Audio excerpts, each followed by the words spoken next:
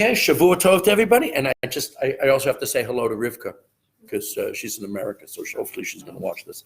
I hope she didn't stay up. I hope you're not awake now to do it. Okay, so what we're going to do this week, and I don't know how many weeks. We were just talking about this a few minutes ago.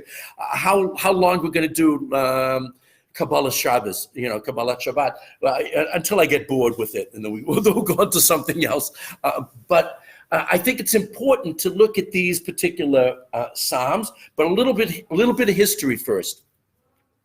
The concept of Kabbalat Shabbat goes back to Chazal, to the time of the Gemara, and the famous story about Reb Chanina, who used to dress in white on Friday afternoon and go out into the fields to greet Shabbat, and that's the source for the end of Lecha Dodi, come my beloved, and that's, so the concept of Kabbalah Shabbat goes way back, minimum of 1,500 years, a little bit more perhaps, at least. People may have done something before that, but that's the first mention. The structure of Kabbalah Shabbat, on the other hand, only is from the middle of the 1500s, from the 16th century. And it's really amazing when you think about it, just before the Ari. When we think of Tzfat in the 1500s, we think of the Ari, because the Ari was the great Kabbalist. But they started Kabbalah Shabbat before he got there. It was started by the previous head of the Kabbalistic community in Tzfat, by the Ramak, Reb Moshe Cordovera. He began it, and one of his students, who was the brother-in-law of Rabbi Yosef Karo, who was also, it's amazing how many Gedolim were in this tiny village up in the Galil, and that, of course, the brother-in-law of the Beit Yosef, of Rabbi Yosef Karo, was Reb Shlomo Alkabetz Halevi, and he wrote Lecha Dodi. So right around this time, 1550, 1560, they just made up this process of how to accept Shabbat. What existed before that? And that's an argument. Everybody agrees on one point. Before the 1500s, at some time, either in the early Rishonim or perhaps even in the late Gaonim, they started saying Mizmor Shir Liyom HaShabbat. Psalm 92, they started saying that. That was Kabbalat Shabbat. And when you think about it, that's the shortened version of Kabbalat Shabbat we do on Chag. Let's say Friday night is also a holiday or Chol HaMoed. All we say for Kabbalat Shabbat, we Ashkenazim, Sfardim say a little bit more, but Ashkenazim, all we say is Mizmor Shir Liyom HaShabbat, because that is Kabbalat Shabbat. And the Rav, Rabbi Soloveitchik, used to be very makpid that's when men accept Shabbat. Now, women accept Shabbat when they light candles, okay? But men accept Shabbat when they say Mizmor Shir Liyom Shabbat, and he was very makpid to say that before sunset, because it was very important. I mean, the shows don't always make it. Depends upon what's going on and what the system is. But he was very makpid that you should say that before sunset, before Shkia, because you want to be Makabel Shabbat, halachically, and he also made sure he stood for that. Most people think I guess figuratively, that we're accepting Shabbat when we turn around at the end of Lecha Dodi. And we say, Boi Kala, come, O Shabbat Queen. Most people think we're accepting Shabbat at that moment, but really the Rav said not. And the proof to the Rav, I don't know if everyone's aware of the minhag. If there are mourners coming to shul for Shabbat, we say, Nichum Hamakom Yenachem, Nichum Avelim, after Lecha Dodi. And if it was already Shabbat, we couldn't say that. We say that before we say Mizmor Shir Liyom HaShabbat, because when you say Mizmor Shir Liyom HaShabbat, that's when you're accepting Shabbat. However, there was a process. And the process that was laid out by Reb Moshe Cordovera was to say this list of poems. We're going to say something about this list of poems in a minute. The Malbim talks about it.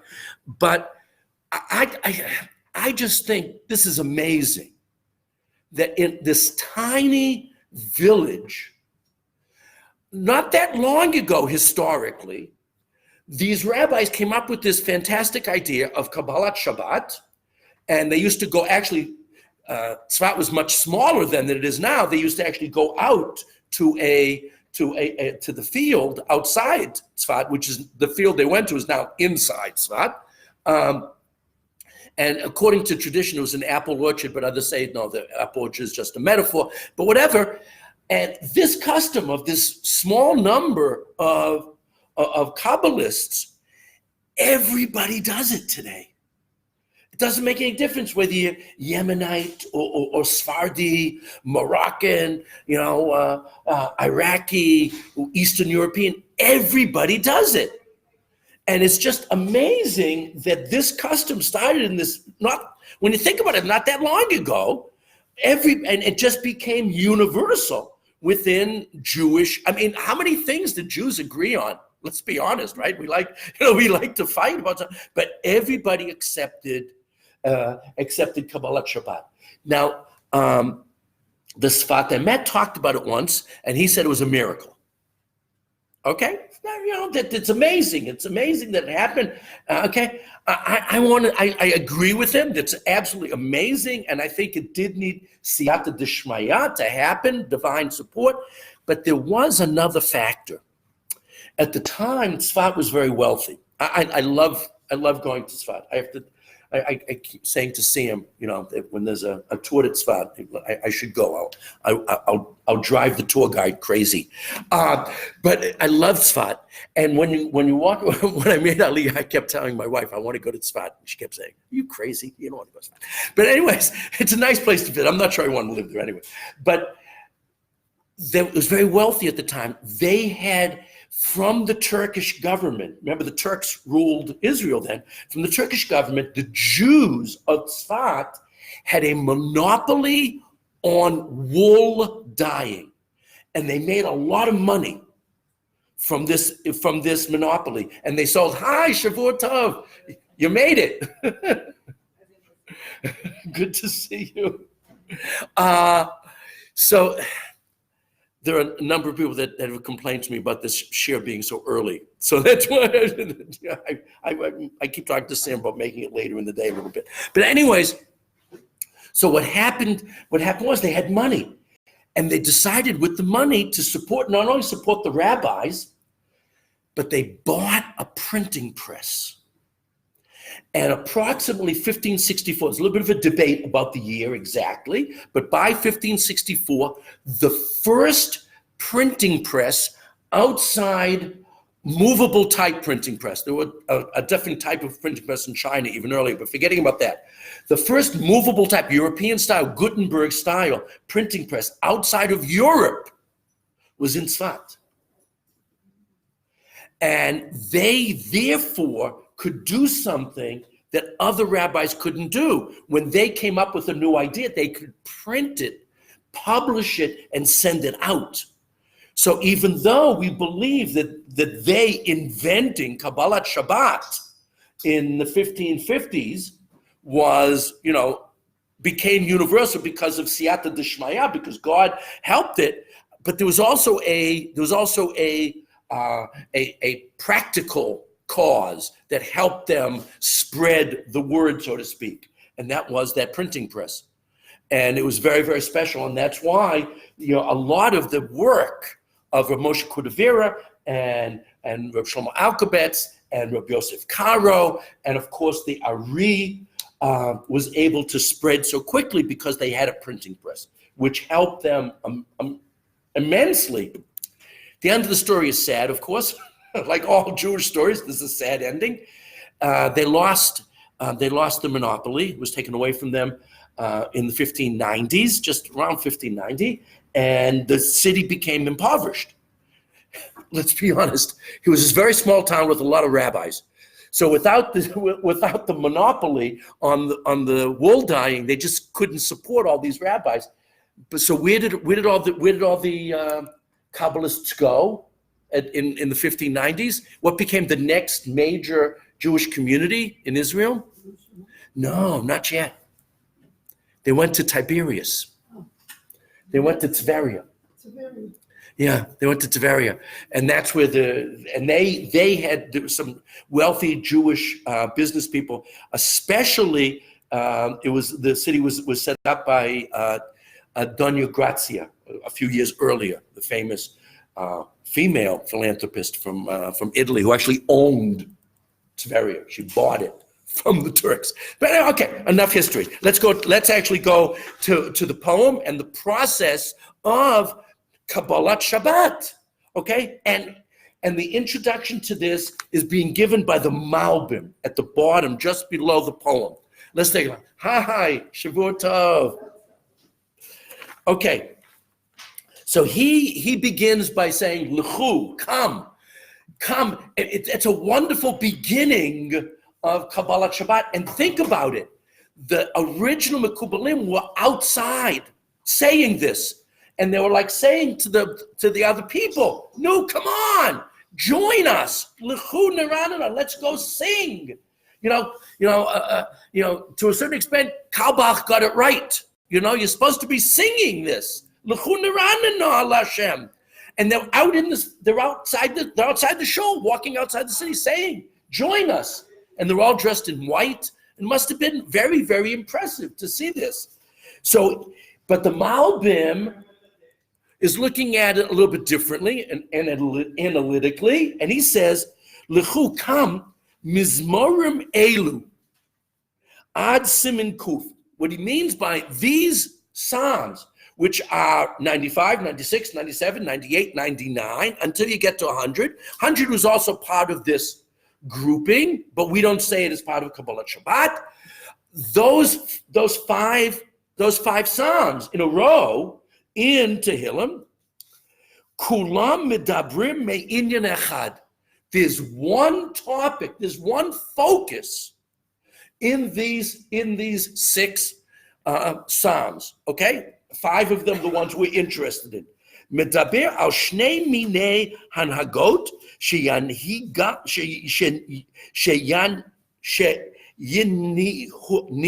Hashem olamo. They talk about the 2 ways in which HaKadosh Baruch Hu runs the world, runs the universe. Aleph, hashgacha be'emtzeut hateva. The first one is, and we're going to talk about that first in just a few seconds, is about nature, the beauty of nature. And this, now you have to go back to Psalm 92. Psalm 92, Mizmor Shir Yom Shabbat, also talks about the beauty of nature. Part of Shabbat is to say to yourself, stop. Don't be so busy. Look around and appreciate this wonderful, beautiful world that HaKadosh Baruch Hu gave us. It's like Louis Armstrong singing "What a wonderful world this is." That's what you're supposed to do on Shabbat. You're supposed to stop and say, what a wonderful world this is, and appreciate nature. It was so nice a couple of years ago. My wife's kids were visiting from America, and there was a lunar eclipse on a Friday night, and we went behind your building. We went like across the street to watch the lunar eclipse, and my wife's son-in-law, my stepson-in-law, and it said, this is what we're supposed to do on Shabbos. And I thought, wow, that's true. And we said a bracha. It's a machloket. It's a machloket achronim, whether or not to say a bracha on an eclipse, because in the time of Chazal, they thought an eclipse was a siman ra, that it was going to be a harbinger of bad things. That's what they believed. So it's a machlok. We said the bracha. I'm in favor of saying the bracha because when you see a natural phenomenon, and I was thinking, yeah, this is what Shabbat is about. If this were Tuesday night and we had to go to work the next day, we wouldn't be doing this because it started at 11. It went to like 2 in the morning. I left at midnight, but the kids stayed. They stayed with little kids until 2 a.m. Okay, but that's Shabbat. That's Shabbat. That's the first point of the Malbim, and that's what we're going to see in the poems in just a second. Bet hashgacha nisiyit shelo be'emtzut hateva, and the second is the miraculous control over the universe that Hashem has. So what we're going to see is hashgacha klalit and hashgacha pratit. We're going to see the general divine supervision, which we call nature, and we're going to see the specific divine supervision, which generally speaking means the Jewish people. And that's also, we're going to talk about that too. And that's what these poems talk about. We're going to see it just in a few seconds in our Psalm 95. Umizmet Tzadihei, and our Psalm 95, okay. Hu hotzad lemizmarim haba'im achrav. It is the kick-off spot. It is the way to begin. It's where you get going, and it is a bit of a summary of all the ideas that are going to come up in the following succeeding poems. Modia hevdel be'inyan zeh ben Yisrael la'akum, and it's going to mention something else. This is a complicated point. We believe that only Jews are supposed to keep Shabbat, even though part of the message of Shabbat is very universal. Nevertheless, the Gemara says, I don't know if we're supposed to take this literally, but the Gemara says, that a goy that keeps Shabbat, you're supposed to execute. We didn't put many people to death. It wasn't like part of our system that much, but nevertheless, really? Really? Okay. I'm sure she hears it. Yeah. I mean, you can mention to her, but I'm sure she's contacting the people that are going to hopefully get it off. Yeah, but I think it's just somebody didn't turn it off now that the bill. Yeah. Yeah. Okay. Hopefully they'll get it. Fixed in a second. Yeah. What I heard was a non-Jew can keep Shabbos except for one thing. They can keep Shabbos except for Right. As long as, right. And another time, 2 stories that verify that. Right, there are a couple of stories that are funny, like jokes about Goyim that, yes, they can keep Shabbat. And the truth is that's what we do with someone who is in the process of becoming a ger. That they keep Shabbat, except they'll do like one thing. What's interesting thing is that normally the thing we ask them to do is like turn on a light. But I'm not sure that electricity is necessarily I'm not sure that electricity is necessarily Shabbat d'oraita. It would be better to have them, do a match rather than, okay. But it's interesting. We do. That's exactly what we do. Someone's becoming Jewish. We want them to have Shabbat, but we ask them to just do one thing. That's that's not. There's a joke like that. So the guy was carrying, on Shabbat. That's what he did. So they said, but there's an Eruv that says, you hold by that Eruv? I don't hold by that Eruv. How can you? He's a goy. How can you hold by that Eruv? But anyways, that's the famous joke. But that's really what we do. What we do generally, until they're really at the end of the process, we have them just do one thing to make it not 100% Shabbat. So almost done with this. Then he says, and I don't know how many of them we're going to continue to do, but we say in Psalms 96 and 97, how we begin with God creating nature. I mean, that's how creation begins, right? That's when you have hidden miracles. But when you get to 98 and 99, the end of that, that quintet of poems, Yedaber min hanhanigat hashniya bo bam devarim nimratzim nizgavim ma'od. And we talk about amazing, miraculous activities, okay? And so that's, I mean, we'll try to do some. I don't know how much we'll do. We'll see. Hashnei psukim harishonim hem ke'ein mafteach el kol ha'inyan. So the first two psukim are a bit of an hakdama, an introduction. This is what we're going to do. And so let's take a look at those two psukim. What are we going to do? L'chu naranan al Hashem. The first thing we're going to do is we're going to sing joyously to HaKadosh Baruch Hu. That's number one. And we're not just doing it. We're asking others to join. Judaism is amazing in so many ways, but especially when you read Rabbi Nachman. We're going to look at Rabbi Nachman, I hope, in a few minutes. Judaism demands from us both public and private behavior. That our Judaism is, and it's fascinating this way, our Judaism must be an amalgam of both very private personal activities, think Shmona Esrei, the private Shmona Esrei, with very public expressions of our Judaism. I think things like this, come, let's sing together. The repetition of Shmona Esrei, think Hanukkah, which is coming up, that there are some things with it, there's a demand that you do it for everybody else to see. But there's an inner and an outer nature to Judaism, and we begin with L'chu naranan al Hashem, this very public proclamation. Nariya l'tzur yishenu. Now, Nariya, which is related to Truah, means make noise. I hope the noise is musical, but Naranan means to sing joyously. Nariya means to make a lot of noise.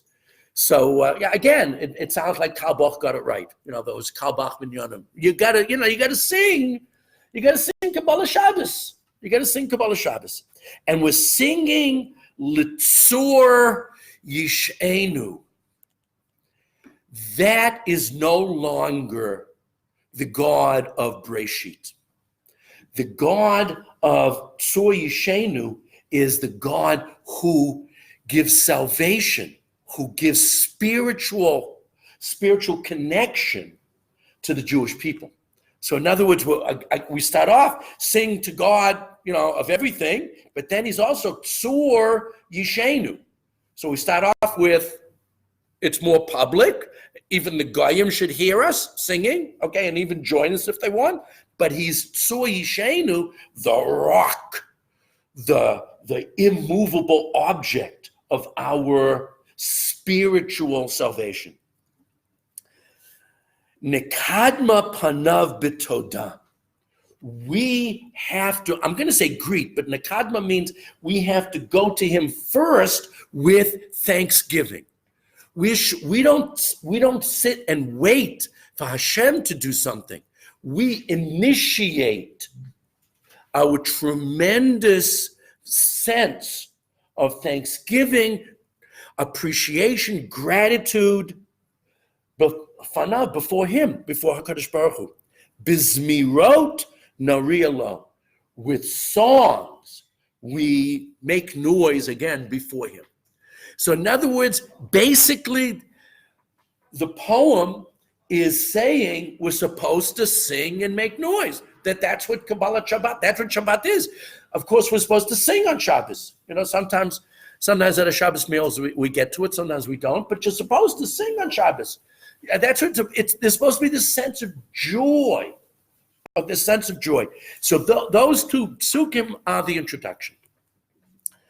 Now there's a machloket about who wrote the poem. The tradition is that this poem and the 16 poems were written by Moshe Rabbeinu, not by David HaMelech. When you get to 99, it causes a big problem because it talks about Shmuel HaNavi, which sounds more like David would be talking about the prophet Samuel rather than Moshe Rabbeinu. But okay. But this concept of this joyous public approach towards HaKadosh Baruch Hu, we give credit to that from Moshe Rabbeinu, who of course commanded us through HaKadosh Baruch Hu as a shliach for Hashem, commanded us to keep Shabbat. So that is the introduction, according to the Malbim, for these entire 5 poems, all of which, according to tradition, were written by Moshe Rabbeinu. I don't think you're a heretic if you don't believe that point, but that's very powerful. Gimel, Dalet, and Hay. Gimel, Dalet, and Hay are really exactly what the Malbim was talking about, discussion of the universal God of nature. And this is sort of a recap of Bria. Now, of creation.